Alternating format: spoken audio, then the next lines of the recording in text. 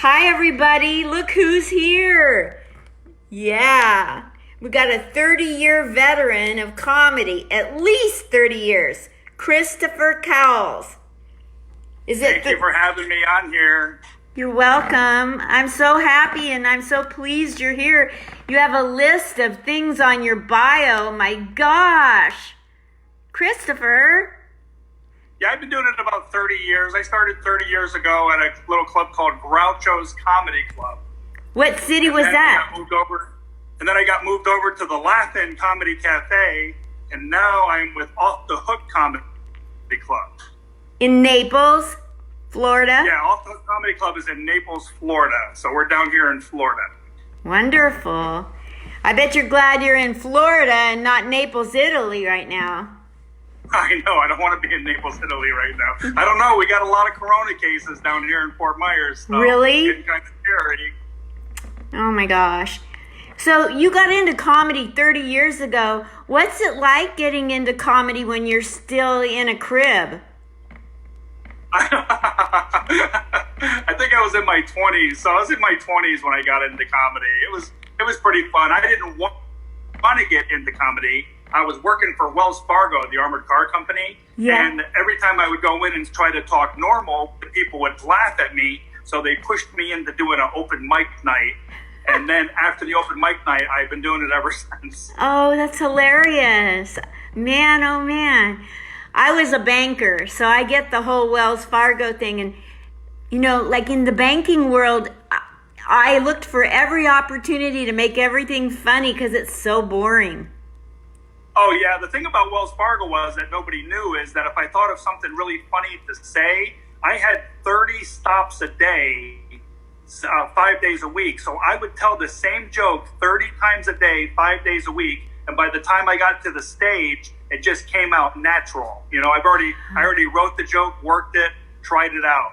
Oh, that's hilarious. That's a great idea. Take heed. If you drive Lyft or if you're a mailman, that's a great opportunity. People should be doing that. The screen changed on me. There. Got to keep it closer together. So, you've done comedy at for community groups and the radio. How did you find they're not exactly the same audience?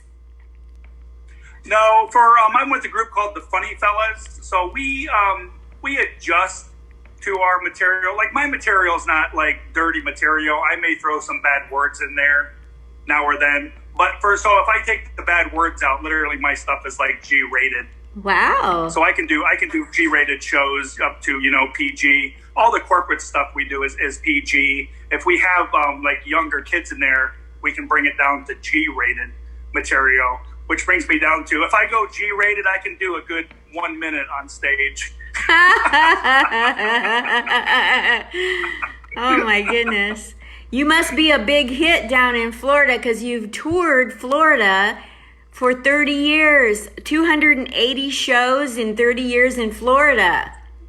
Well, I was averaging about 240 shows a year. I was averaging about 8 to 9 shows a week.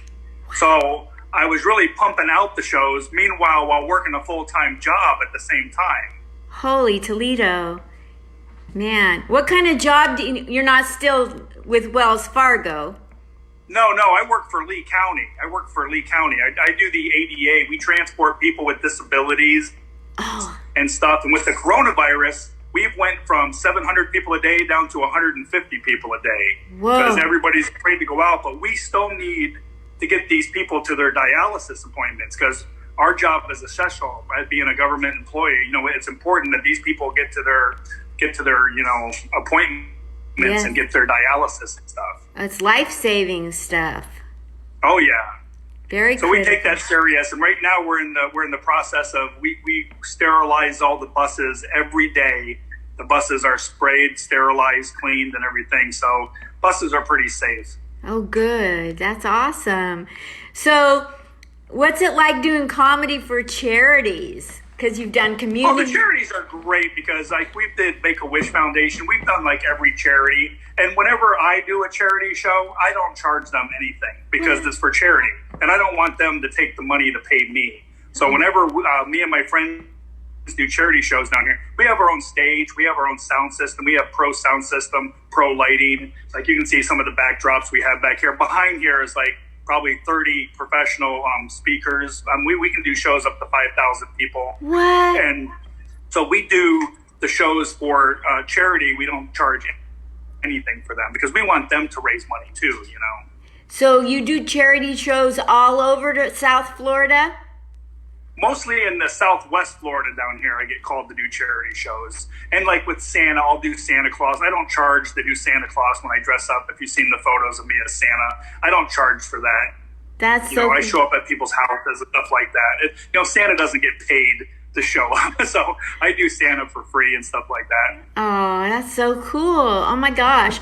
So, you do private corporate shows. I want to hear some funny stories about when you thought you were going to be doing X and you found out at the corporate shows that it wasn't like that at all. They were very different or something. The corporate shows, like we know what they're going to be. Like my friend Larry books those shows, and I've did a lot of shows with some kind of some funny shows with David Say. David Say was on the Tonight Show like 12 times. He lives down here. I still do shows with him. But he was doing jokes at this corporate show where there was like Ferraris parked out front. And David Say's doing jokes like, you ever get that pink slip in the mail from your creditor saying this is the final notice? He goes, boy, I was waiting for those. And I was backstage going, does it look like they get those slips? I go, these are the people that give us those bank slips, David. Know your audience. Yeah, so I was like, holy cow. What's the funniest thing you ever heard a heckler say to any comic? I don't know because like when I'm on stage, I really don't get heckled. I don't know if you saw that one video where the guy yelled at me, where'd you get that shirt? When he yelled, where'd you get the shirt? I said, I got it at Walmart. Don't you remember when you greeted me? Yeah. That's actually a guy that's set up in the stage. That's my friend. So cool. That's not actually like they're like, oh my God, you were so quick with that. No, that was rehearsed. That was a rehearsed bit that gets a big laugh. And when he travels with me, we do that bit and stuff like that. That was a great comeback. I was like, wow, I wish I could be that quick. I know. A lot of people, sometimes I can be quick like that. And sometimes when I'm on stage, it's like, I don't know if it's like with you, but I'm like a split personality. Like when I'm off stage, I'm not that character on stage. When I'm off stage, I'm like shy. Like if I have a bad waitress, I won't say a word and I'll still tip really good. And I'm very polite. But when I get up on stage, I'm like scared to death before I go on stage. So before I get up on that stage, I'm backstage going, oh my God, they're going to hate me. What if they don't laugh? Keep the car running. Maybe we should just leave now. And then once I hit the stage and that first laugh comes out, it's like this split personality comes out and goes, just stand right over here. Let me take care of this and we'll be down in 30 minutes. And this split character comes out and does that. And I'll watch video of myself going, oh my God, did I really say that to that person? I can't believe I said that. Because it's so weird seeing myself do comedy, Yes, it's surreal. It's very surreal. Oh, yes. So I also I got a little tips from some bands when I do comedy. When I rehearse on a treadmill. What? I do 5-minute rehearsals on a treadmill, walking at about 2-3 miles an hour, just a really fast walk. And that keeps me from getting winded when I'm on stage. So when I'm on stage, I don't lose that wind because you have to keep talking. You can't just keep stopping because you're losing air. So being on the treadmill allows me to keep talking on stage without getting winded and losing my concentration. The other thing I do is when I'm in my car going to the show, I'm doing my material while listening to heavy rock music really loud. And that keeps me from getting distracted if somebody's distracted me in the audience. That keeps me from getting distracted because I'm listening to heavy rock music while doing my material, trying to block out the rock music. I'm going to try. So those are some of my secrets on stage. Want to know one of my secrets? What's that? I'm scared to death to look people in the eye when I'm on stage. I'm huge eye contact in life, but on stage it was really scary.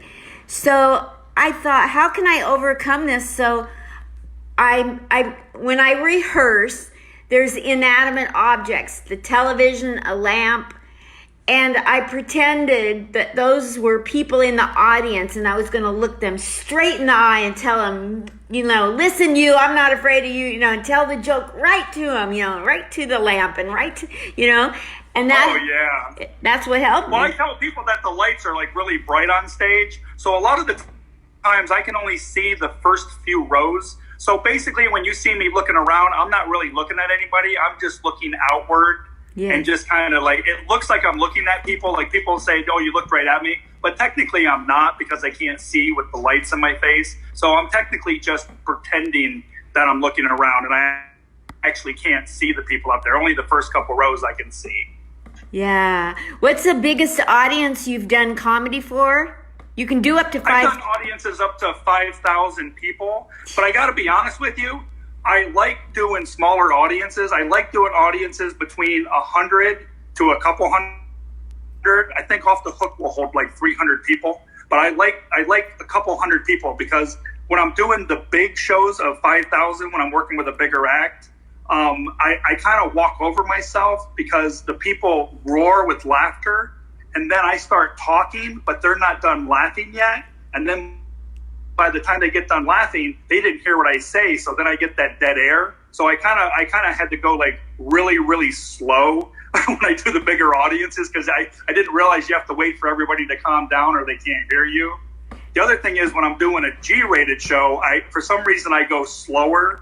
And when I'm working with Yakov Smirnoff, the Russian comedian, he goes, you're always so fast with the nighttime shows, but when you're with me, you go really slow. And I'm like, well, because when I'm with you, I'm trying to do G-rated, so my brain is running Norton's antivirus, and it has to check every word before it comes out. So I have to go slower. So it's like, nope. You have to substitute that. Don't use that word. None of those F words. Get them out of here. What's it like, by the way, having been a writer and traveled with Yakov Smirnoff? You did that. I've been friends with Yakov over 10 years. And I mean, we were texting all day. We text all day long. He calls me. We do writing things over. I'm sure he's got other people that do it. When he comes down here to Florida, I'll go with him and hang out with him and go do shows with him and stuff like that. He really doesn't have an opening act.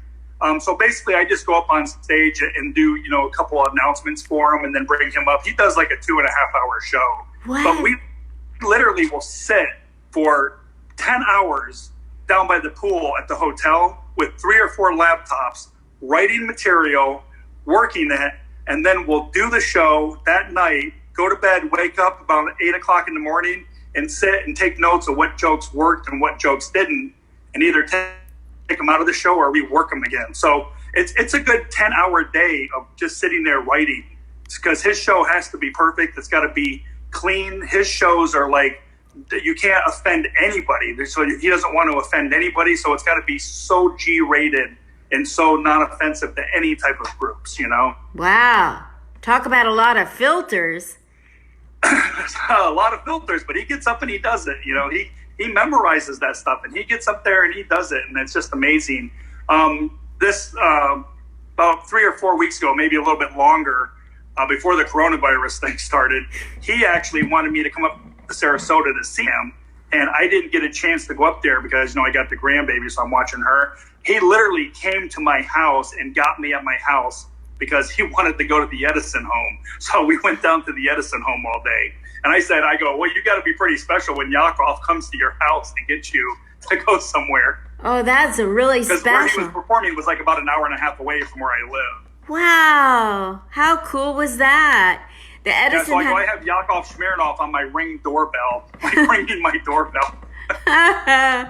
Wow. Did your neighbors say anything? No, they didn't see him. I live in a gated community, and we're pretty far away from our neighbors. We're probably 40, 50 feet away from on each side. Plus we have the hedges and the fenced in area. We live in a nice neighborhood. So they didn't even know he came down. I showed them the pictures of the door ring, and they were like, oh my God, I can't believe Yakov was here.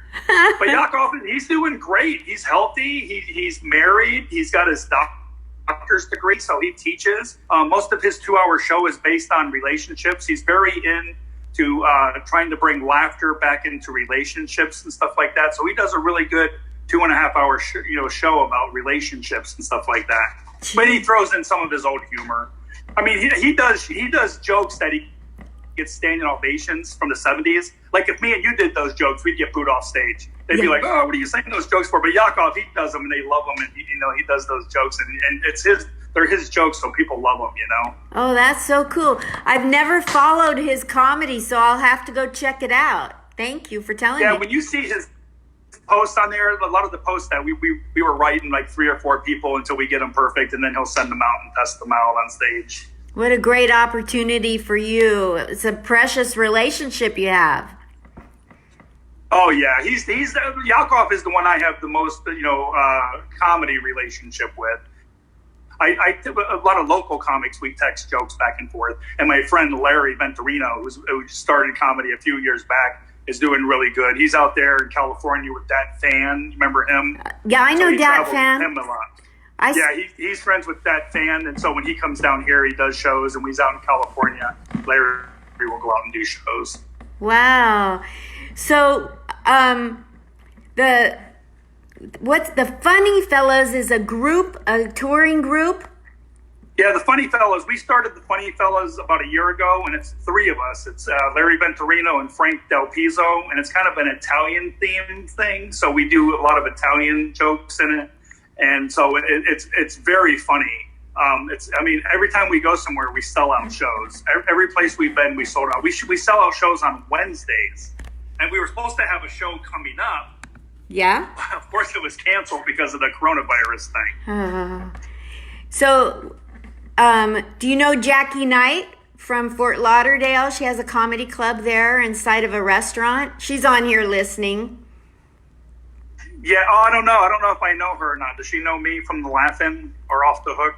I don't know. She's on here, so I just threw it out there. The only shows I've ever did over in Fort Lauderdale area was Uncle Funny's, and it was owned by Dorfman, and I think he was part of the Improv, but I haven't been up to the Improv. I haven't did any shows since Uncle Funny's, and I think that was more than 10 years ago. Oh, wow. When Uncle Funny was there, because they've closed down, and Dorfman had went up to to Fort Lauderdale or Palm Beach with the Improv. So I haven't been over to that coast to do any shows in a long time. The only shows I've done over there were the small arenas, and that was with Yakov. We do about 8 of those retirement home arenas, but they hold like 1,200 people, and those shows, like, they're amazing. Wow. Well, now with this whole Corona thing, you have to have 5,000 people 6 feet apart. You might as well do a Coke commercial. I know, we were laughing. We were like, what is there, like 1.2 billion people in China? So 6 feet apart would like wrap around the earth 5 times. That's crazy. What's the funniest joke you heard about the coronavirus? Oh my gosh, I have no idea. My friend Larry posted a meme of which, I mean, we both came up with the idea, but he posted it of the Titanic, where she's on the raft and Jack's trying to get up on it, and she's like, "Sorry, Jack, I'd let you up on the raft, but I'm practicing social distancing." We've just been writing so many. I mean, I know everybody in the world's doing Corona jokes. It's just a lot of people don't realize that when we're doing jokes, we're not just trying to be funny, but that's how we relieve stress at the same time. Like I have friends that do jokes about cancer and stuff like that because they've had cancer. And I've had some health issues where I do jokes about it. And then I've had people that were like, "Oh my God, I have the same problem and I was so scared. But you guys were talking about it, your experience, and it kind of made me feel a little bit better."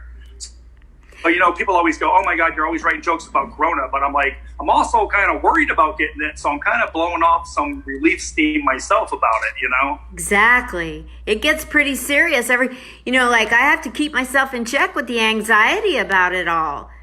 And you turn... Yeah, because I get respiratory infections a lot because I have sinusitis. So I said, if I was to catch this, that could be like a serious problem for me because I get bronchitis a lot. And I've had lung problems in the past. So I don't know what happened when I was a little kid, but I ended up drinking something that was in a Coke bottle that they were using for the floors, to spray on the floors. And I actually burned out one of my lungs. The lung still works, but it has scarring, so air doesn't flow through it like it's supposed to. So when I get sick, I always get fluid in the lungs, like borderline pneumonia. So I said, if I was to catch this could be a big problem for me. So I have to take a lot of precautions too, you know? Yes. And you're out there driving patients to go get their testing done every day. Yeah, and we wear protective gear. I wear the masks out there. I wear the gloves. And a lot of the protective gear that we have, we were wearing this stuff before that, before this whole, I mean, for 15 years I've been with Lee County. And we've always had the gloves and the mask, because when you're dealing with people that are going for cancer treatments or they're going for dialysis, them getting sick can be a serious problem for them. That can cause like life or death issues for them too. And so we always protect ourselves, so we make sure that they're protected. So we've been, with Lee County, we've been practicing that for 15 years before this even started. Oh, good. Now we just go a little bit more beyond it by doing the wipe downs with the chemicals and stuff like that, which are safe. Like the chemicals that we use, you can wash your hands with them. It's not something that's going to affect somebody. Good. That's great. So, a while ago, you posted something about your health scenario. Is that anything you want to cover, or you want to avoid that today? What is it? My health? You overcame something recently that really shocked me. I don't know, a few months ago, you posted some story about your life that was something you went through. I don't know if it was personal. I went through, I don't think it was anything. I posted a couple of health-related things with the bronchitis that I've had, but I was adopted at birth. That's what. And I did the Ancestry.com, and I found my real parents. Within 4 days, I found my real mom, my real dad, cousins. When I went out to California, I was out in Palm Springs. My cousins from Los Angeles actually came out to meet me. So I literally found my real parents. And it was kind of like a comedy show just in doing that, because I was watching YouTube videos of people finding out that their dad wasn't their real dad. And I was laughing. I thought it was so funny. I was like, oh my God, these poor people were like going through life, and then they did the Ancestry, and they're like, Dad, your DNA doesn't match mine. The dad was like, well, your mom had an affair. And so I was laughing, and my wife was like, shouldn't make fun of people, that could happen to you. And I was like, well, how can that happen to me? I was adopted. So when I finally got to talk to my mom on the phone, she said, well, she goes, I was really pretty. She goes, I was the girl that partied a lot. And I was like, yeah, but do you know who my dad is? She goes, well, I kind of got drunk and I slept with my first cousin. And I was like, what the hell? I was like, I went from Ancestry.com to Jerry Springer. I was like, holy cow, you got to be shitting me. And so then my friends were like, well, at least you know your family tree. And I'm like, my family tree is a wreath, okay? It goes around in a circle. It's a wreath. Because then my cousins were confused, because they were like, we're trying to figure out your DNA, but your DNA comes back on your mom's side, but we can't figure it out because your DNA comes back on your dad's side. And then I'm like, it's the same DNA. It's the same DNA. Talk about So it was kind of funny, but we talk every day. Me and my mom and dad and brothers talk like every day. So it was kind of a funny story. That's funny. My parents survived the Holocaust. Oh my gosh. And I have a picture of all of my dad's family before Hitler. And then they all died except my dad. He was the only survivor. So I didn't know who all these people were. So I called up Europe, and I was like, I'm a little bit Jewish and I want to know all about what happened in your country during a time you don't want to talk about. Please tell me everything you know. And they're like, no. And then, they wouldn't? No. And then I found somebody in Israel has a thing where you can tell them your parents' names and anything you know. And the Swiss people, I want to get real adamant here. They knew everything about every Jew all through the war, where they were, when they moved, how they died, who killed them, and did nothing. But the good news is I got all this stuff back, and now I know who all the people in the picture are. Oh, so now you know everybody. See, yeah. That's the way I did. I never knew what my family history was, so I was getting physicals every year because I didn't know if there was cancer, if there was heart disease, or what. So I was kind of getting physicals all the year because I didn't know what. I wanted to know what my family history was, and that's how I broke the ice with my mom, because my mom said she was pretty, she partied a lot, and that's how I broke the ice. Because when I was reading my thing, I was like, well, it comes back like Italian, English, Wales, Scottish, Brazilian, African American. I go, how many people did you sleep with? I'm all over the continent. So it's like crazy. Oh my gosh. Well, you're a riot, and this is helping me to stay positive, to have something to do that's helping other comics. And so I want to thank you because you're helping me stay positive. You're giving me a reason to put on makeup and clothes. And if people want to, are you financially affected by this shutdown? And could you use Cash App donations or PayPal? No, this doesn't affect us financially. Me and my wife are still working and stuff like that, so we're financially pretty good. So this hasn't affected us. And because working for the county, my job is essential, so I'm still always going to work there. Oh, good. And what if people want to follow you on Facebook, Instagram? Where can they find you? I know where you're at on Facebook. Are you on Instagram, Twitter? I have Instagram and Twitter and under my name Christopher Cowles, but I'm not on there that much. So and Facebook. I think on my Twitter account, I think I have. I'm pretty big on Twitter. I have 483 million less followers than Lady Gaga has. Oh my gosh! I think I have like about 11 followers on Twitter. Oh my gosh! But I love you. I read all every time you post stuff. I follow you, so I see your stuff like at 1 o'clock in the morning, 2 o'clock in the morning. When I wake up, I see all your little funny jokes. I laugh at them. I like them. I comment on them. Thank you so much. That means the world to me. I love posting. It cracks me up because I'll post and it's for an audience of one person, and it's never the same. Like somebody 5,000 people. I'll put a post. I try to put jokes out about everything under the sun because somebody might want. And then I watch those. I watch the exercises that you do, and it's so funny because I'll turn it on and I'm like, oh, I'm not going to watch this. And then 2 minutes later, I'm like, what is she doing now? Oh, forget this. I'm like, oh, for Christ's sakes, now I got to finish watching it. I got to go back and do more of those. I know, I love when you do the exercises. I go, she's got so much energy, and she's doing funny videos, and she's doing exercises. I go, that's so awesome. I have to get back to... You travel so much. You're always in Vegas when I see you. I go, she's always in Vegas. I moved here. Oh my gosh. Oh, you did? So you're there? Yes, I love it here. Wow. Yeah, but I have traveled a lot, but I think I'll stay here. This is a happening place. Not today, but usually.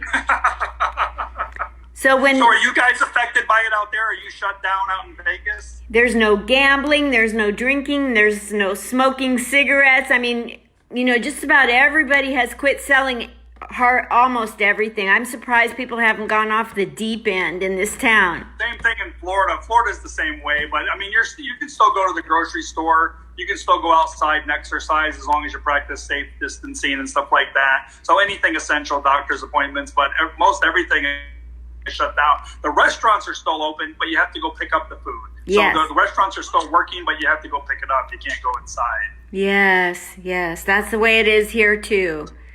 So, well, God bless you, and just if you come down to over to Vegas, let me know. If you come up to Vegas, let me know because I want to come out and support you. And if you're doing anything in Vegas, let me know.